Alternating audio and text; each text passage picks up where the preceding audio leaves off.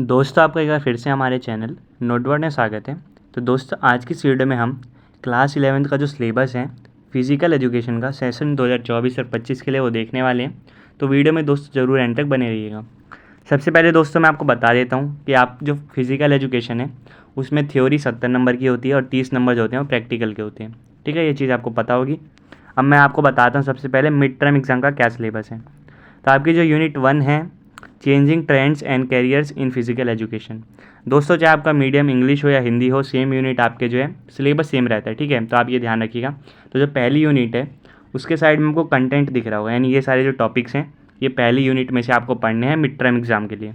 ठीक है, यानी कि पहला चैप्टर मिड टर्म में आ रहा है। दूसरा जो है ओलंपिज्म वैल्यू एजुकेशन, ठीक है, ये दूसरा यूनिट भी आपके मिड टर्म एग्जाम में आ रहा है। तीसरा यूनिट है योगा, बहुत इंपॉर्टेंट है दोस्तों, ये भी आपके मिड टर्म एग्जाम में आ रहा है। फोर्थ है physical education and it's sports for children with special needs, ठीक है, ये भी इंपॉर्टेंट चैप्टर है, ये भी आपके मिड टर्म एग्जाम में आ रहा है। पांचवा जो चैप्टर है physical fitness wellness and lifestyle.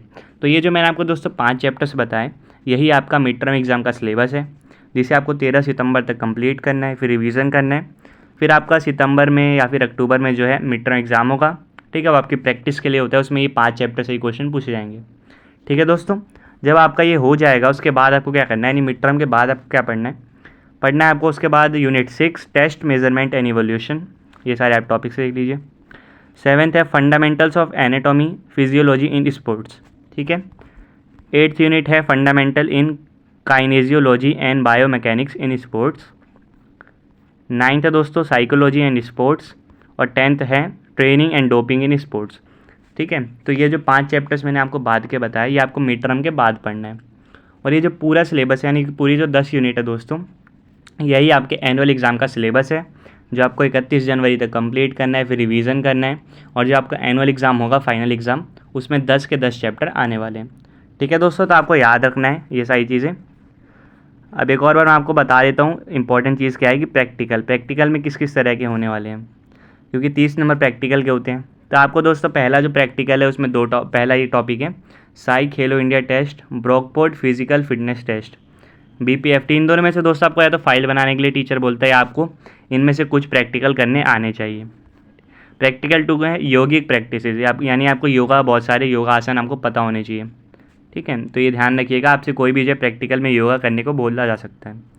Practical 3 क्या है कि आपको किसी एक गेम या स्पोर्ट्स के बारे में जानकारी होनी चाहिए या खेलने आना होता है। ठीक है, खेलने आपको आना चाहिए उसके बारे में। उसके बाद आता है दोस्तों आपको रिकॉर्ड फाइल बनानी है, उसमें जो 3 प्रैक्टिकल है, पहला वही जो मैंने आपको बताया था यहाँ पे साई खेलो इंडिया टेस्ट, उसको आप लिखना है, उसका प्रैक्टिकल। ठीक है, पहला हो गया। दूसरा क्या है, आपको कुछ आसन लिखने होंगे।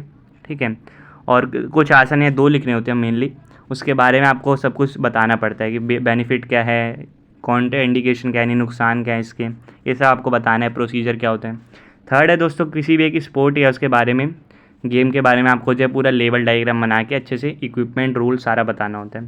तो ये आपकी रिकॉर्ड फाइल होती है। तो आपको समझ आ गया होगा दोस्तों, आपके 3 प्रैक्टिकल हैं। ठीक है, इन फाइल जो आप बनाएंगे उसमें से आपसे क्वेश्चन पूछे जाएंगे, आपसे योगा भी करवाए जा सकते हैं, तो उसके लिए आप प्रिपेयर रहिएगा दोस्तों। तो ये आपका सिलेबस मैंने आपको बता दिया। ठीक है, कि 5 चैप्टर मिड टर्म में आ रहे हैं और जो एनुअल एग्ज़ाम है उसमें टोटल 10 चैप्टर आ रहे हैं। प्रैक्टिकल 3 हैं, जो रिकॉर्ड फाइल बनेगी उसमें भी 3 प्रैक्टिकल आपको करने हैं। तो उम्मीद करता हूँ दोस्तों आपको सिलेबस समझ आ गया होगा फिजिकल एजुकेशन का। आपसे फिर मिलेंगे नेक्स्ट वीडियो में नेक्स्ट सिलेबस के साथ, तब तक के लिए bye bye, see you again and thanks for watching.